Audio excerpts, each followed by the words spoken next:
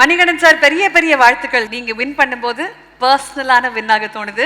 இன்னைக்கு இன்னும் ஸ்பெஷலாக அந்த வின்னா இருக்கு. ஏன்னா எல்லாருக்கும் ரொம்ப ரொம்ப பிடித்த, நான் சொல்ற மாதிரி world class actor S J. Suryah sir கையால் அந்த விருது நீங்க வாங்கினது.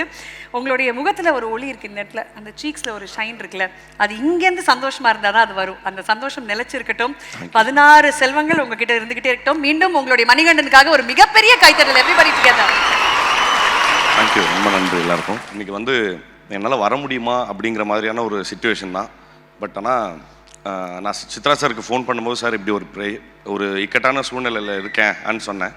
அப்போ அவர் சொன்னார், சின்ஸ் அவர் அவ்வளோ தூரம் என்னை தேடி வந்து இப்படி இன்வைட் பண்ணியிருக்கணும்னு அவசியம் இல்லை, ஜஸ்ட் ஃபோன் காலில் கூட சொல்லியிருக்கலாம். ஸோ நான் கண்டிப்பாக அவர் மேலே இருக்க மரியாதையின் காரணமாக நான் இதை எப்படியாவது இங்கே வந்தே ஆகணும் முடிவெடுத்து தான் வந்தேன்.